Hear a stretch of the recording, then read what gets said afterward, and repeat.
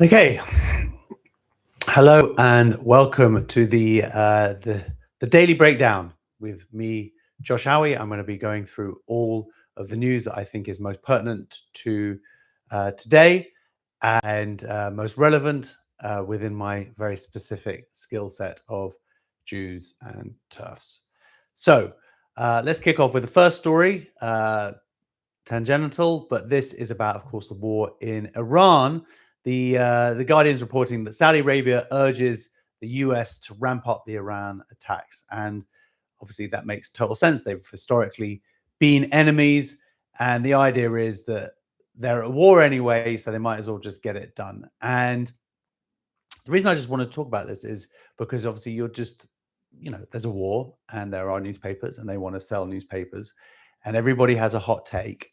And the interesting thing has been seeing people very much coming out with a kind of anti-war slant in terms of either Iran's an okay player, like not just like a properly evil regime, and just like little ways to kind of dig at what's going on out there, which is arguably a moral war to help free the Iranian people, but also to bring peace to that region. So it's interesting to see the kind of subversive tactics that the press and the interested parties are taking to kind of to missell what's actually going on. And everybody sort of play, oh, we don't really want this war. They are desperate for the Iranian regime to go. I wish I could say it's because they want to free the Iranian people, even though that would surely be the moral imperative. But really, it's about establishing peace. Saudi Arabia obviously want an enemy in the region, but it's a massive destabilizing force. That's what Iran does. I'm not a fan of Saudi Arabia, but certainly in the last sort of 10, 15, 20 years, they're not going out of their way seemingly to destroy the West. So that's a good thing.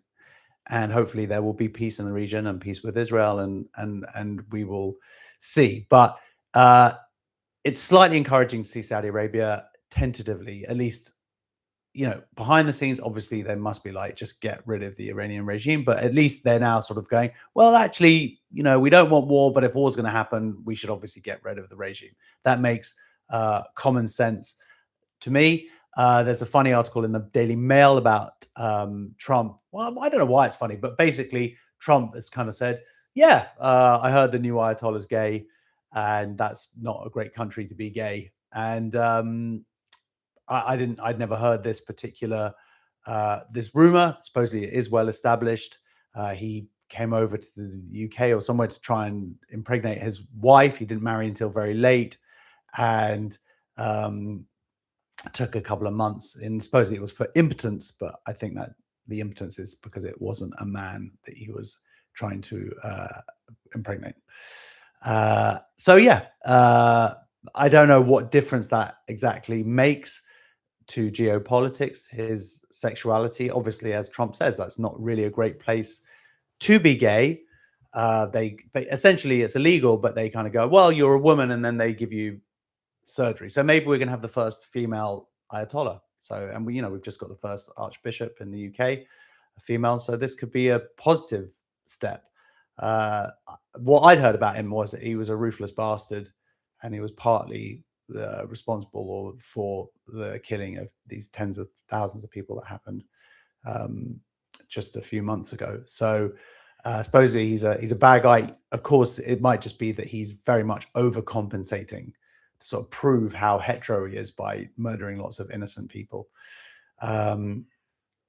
Anyway, he also might be in a coma and half his legs gone and all of this, and he's just a figurehead anyway. And it sounds like what's happening is that the Iranian regime is now kind of splintered off into all these different little bits, and they don't need the leadership. They have their pre-plan what they're going to do, and now it's sort of running very much at a local level, and that seems to be working for them. Anyway, so on the other side of, well, not too far away, but talking about Ukraine passed the, I wouldn't say a barrier, but they have survived now longer than the First World War. So congratulations to them when people thought it would be over very soon. That shows their bravery, their ingenuity, which has now kind of allowed them to parlay their knowledge now of drones to the Middle East, and hopefully that will get them some more resources that they need. But Putin, meanwhile, has been asking the oligarchs for some dosh to help the hundreds of billions that has been spent in this war, and I think he wants to shore up that region before then. He doesn't want peace at all. He just wants to take control of the Donbas region, and it's encouraging that he's now kind of having to. I like that it sort of says, oh yeah, and they were like, the billionaires were like, yeah, that's fine, we'll do it, like they had any choice. Basically, it's like, give me 100 billion, yeah, okay, yes, please don't spray any perfume on me or take me to a sushi restaurant, Mr. Putin. So that is global war. Next story is in Telegraph. The NHS doctor charged with inviting support for Hamas. This is Dr. Rame Aladwan, who has been on social media. I've had some personal interactions with her. She doesn't seem like a very nice person. She doesn't seem to like Jews very much, Israel very much. But actually, she's crossed over pretty much into seemingly not liking Jews as well. She's been arrested for, in the past, supporting a prescribed organization, Hamas. It's not even like supporting Palestine action. It's like she's just out and out. Yeah, Hamas are great, essentially. And she has been arrested yet again for breaking her bail conditions this time. There is one thing I just want to read about one of the charges, which I do find slightly concerning, though. Like I said, I think this woman is a horrible human being. The fact she's a doctor is insane. She's been suspended now for 18 months while they look more into it. But of course, our medical institutions and the NHS are massively captured by Islamists as well, or at least people who sort of don't want to challenge that ideology. But yes, she was charged. This was a speech that she gave last year under Section 18 of the Public Order Act of words that were threatening, abusive, or insulting, intend thereby to stir up racial hatred. I mean, that puts the onus on the people actually allowing themselves to be stirred up. But this is the dangerous bit here. Or having regard to all of the circumstances was reckless as to whether racial hatred would be stirred up. I.e., if you say something that there's like direct incitement, but there's also this other thing that they've added onto it, which is if you were reckless about whether racial hatred would be incited, i.e., you hadn't noticed that you were doing a gig, for example, as a comedian, like at a Nazi rally or something, like, then the onus isn't, or doing a joke in front of Nazis, and then they go, yeah, we're going to go and do something evil. Well, then you're responsible because you weren't aware or you were reckless about that. But then you could argue, like, that's a very hard thing to define. Maybe you didn't know that they were Nazis sitting in the audience, pro-Palestinians or whatever.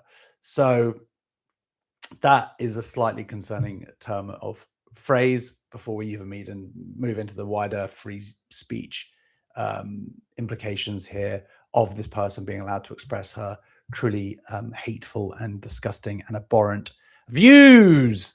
Then we have the so the IOC, the International Olympic Committee, finally banned trans women, aka men, from women's sports. And in The Guardian, of course, they have put together a beautiful little article here where over 100 human rights, sports, and scientific groups, including the United Nations, have criticized the IOC for these new eligibility guidelines. So I just want to, a human rights organization, okay? So human rights, so they're obsessed about trans rights or intersex rights, not human rights because of obsessed with or interested in women, biological women. Of course, for them, I guess, biological, if they're not concerned, then biological women don't have rights, seemingly to them. And then scientific groups, which is, of course, hilarious. The idea that these people call themselves scientists, yet they can't grasp the very simple fact that men are biologically different to women. And those differences come out certainly when it comes to sport in terms of strength, bone density, the ability to absorb oxygen at different rates. So the whole article has got interviews with doctors and just people who should be like just absolutely ashamed of yourself. They're sort of pushing this bodily autonomy thing, this idea. Professor Paula Gerber has said, she's a human rights lawyer, and she said that essentially because now people have to take a test. They banned this in 1999. Now they're bringing back this test. It's a swab of the cheek. It's like that. It goes off. It's 100% accurate. It shows whether you've got a male gene or not. It's that simple. So they're trying to say that that's like invasive bodily surgery. And then you have like doctors who are coming along and saying here, there's no evidence that this is it. The best available data shows that transgender women receiving gender affirming hormone therapy are not meaningfully different from cisgender women. All of the terminology proves exactly how captured they are in key performance related measures such as muscle mass, strength, body composition, and in many aspects have a disadvantage, which is just that's not proven at all.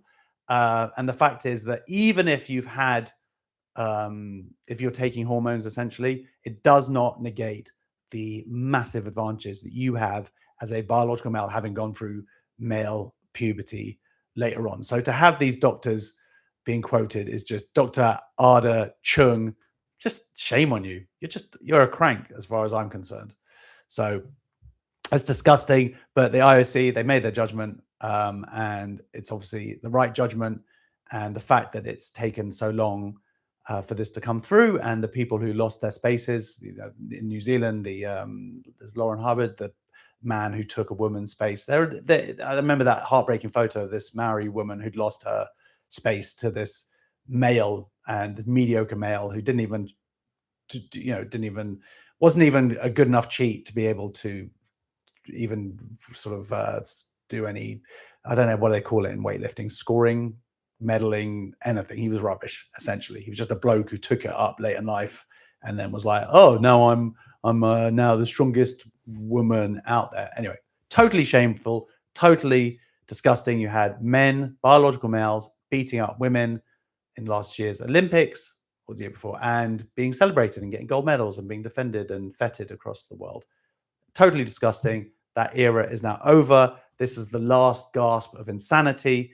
And as far as I'm concerned, like with the hateful doctor there, who shouldn't be treating patients with that level of bigotry, I don't think that someone, whether they're even a doctor of physics, but certainly medical doctors, if you don't know there are two sexes and human beings can't change sex, and that men biologically have advantages over women certainly when it comes to sport, then you should not be a doctor. You should lose your license because you're a fucking idiot. Am I allowed to say that? Sorry. Oh, no, I'm not allowed to say that. Probably I'm going to get busted. Right. Moving on next. Billy Bragg calls for big turnout at Labour March against the far right. This is a big march called Together Alliance. They're coming together tomorrow. Essentially, it's the pro-Palestinian lot rebranding themselves because there were so many of them doing Zeke Hiles and doing slit gesture like to kill Jews and whatnot. They're rebranding themselves as anti-far right. And of course, what we have seen on the streets of the last few years in the UK and across the world is unbridled racism and prejudice. And now they're trying to go like, oh, no, we're against the far right. Well, I am thinking about heading down there tomorrow, and let's test that out. I'm going to have a placard. I'm going to say, I'm a Jew. I hate Nazis, which I do. I hate the far right, which I do. And let's see if they really are anti the far right, or if they're just anti-Jews who think that Jews have the right to safety and to have a self-determination in our indigenous homeland. So let's test that out. But you've got someone like Billy Bragg here. He's a usual suspect. Of course, when it comes to women's rights, he was disgusting on all of that as well. He's probably very happy about all these organizations coming forward to defend the right of men to cheat in women's sports. But we've got some people here who I quite like. UB40, Hot Chip. They're going to be doing a concert. You've got people, Andy Berman, who I don't particularly like, I don't really sort of anonymous about, politician really. But the point is, he's going to give a speech. It's legitimized. Charlotte Church, who's been pumping out just total crank madness for the last couple of years about Israel. But Toby Jones, great actor. Steve Coogan, I'm a fan of his. Again, he's a bit of a crank. Lenny Henry, I knew him when I was a kid. Met him a few times since. Very nice guy, both into comic books. He's a very talented guy, and it's a real shame that he has lent his name to what are essentially going to be a bunch of bigots. I mean, look, there are going to be people there who genuinely who are anti far right as well, but they're also like, are they anti far right? That and then what are they going to do when they see an Israeli flag? Because that to equate that with Nazis is anti-Semitism. It's just that it's an inversion there of what Jews went through. I'm a Jew. I hate Nazis. Am I welcome here at this anti-far right rally tomorrow? Probably not. But we'll see. Maybe they're going to be like, "Yeah, you can join us as well." Wouldn't that be nice? And as a little connection to that story, a Green Party mayoral candidate is teaming up with an ex-Labour official. Both of them have just said some not great stuff about Israel. And one of them she got kicked out of the Labour Party for anti-Semitism. So you've got a Green Party joining now. And this is what we see in the Green-Red Alliance. And they are actually going to make literal flyers with half green and half red. And this is to be mayor of Hackney. And it's going to be platformed. And the whole campaign will be about Gaza, which of course has nothing to do with anything. Not that the UK could influence it in any way, but the idea that Hackney can, the idea that this is the biggest issue in Hackney, it's just going to fuel divisiveness. There's a lot of Jews around that area, and this is just going to add to the hate through the lies and Islamists and the far left joining together. So that's obviously concerning. And then finally, there's a story that parents should ban kids from screens. We've seen this many, many times, but a new set of recommendations come out. Ban screens at toddler meal times. Yeah, that makes absolute sense. Not just for toddlers, adults should be on screens. I do sometimes if there's some emergency argument going on next. But people will say, we live in the nanny state and they shouldn't be getting involved in the stuff. But parents, we are failing. And I don't know if saying to my kids, Keir Starmer says, get off your phone, is going to be the thing that is going to actually get them off the phone as opposed to parents doing their job. So, because yes, toddlers, of course, should be off their phones during meals, but supposedly kids are on, even like up to 2 years old, they're on. So there's going to be banning of like teenagers, but supposedly kids under 5 should be barred from social media and chatbots. Well, chatbot, that seems crazy to me that you've got kids who are on social media, like under 5. I don't know how that's at all possible, but they're talking about AI toys now. That's going to be the next big thing. And whether they're going to have these relationships with AI and what kind of information they're going to be fed. So all of this is bad. I'd say under 2-year-olds, absolutely, just no screens whatsoever. But whether the government is actually going to be able to feasibly do this or whether they should do this, that is the big question. But yes, any parent, the idea is under 2, just keep them away from screens. TV, slightly different if you can engage with them at the same time, but just when it's immersive in the way that iPads and phones are. And then there's another article here in the Telegraph saying, I worked for a nursery for 20 years, but talking about gentle parenting is just how damaging it is. And this is different from parents coming in who are working a couple of jobs and not being able to spend that one-on-one time with their kids, and that is maybe necessary. This is more just like it's now a they probably read this all in a book, like this is how to parent, and it's just the totally wrong. There has to be an adult in the room, and when you give your kids options, this is what it points out in the article. It's like, yeah, do you want an apple or do you want a banana? Not do you want an apple? Oh, are you going to eat some sweets? Of course, they will always choose that. So you have to put those barriers down as a parent. And this idea of children finding their way, they find their way by you having discipline. But there's some shocking stuff here about kids going to school without not being potty trained yet. That's wrong. And they were saying that they were trying to make sure that this happens, that kids are sent to school, and actually supposedly that they can actually be done. The parents or the school can be then not sued, but discriminated against children. That's the idea. There's a provider's worry that they could be sued under the Equality Act. That would be suing for discrimination. So utter madness. Anyway, thank you very much for tuning in. That has been the Daily Breakdown with Josh Howie. Please subscribe and all of that. This is in its infancy, as you can see, but one day I will have a background. Bye.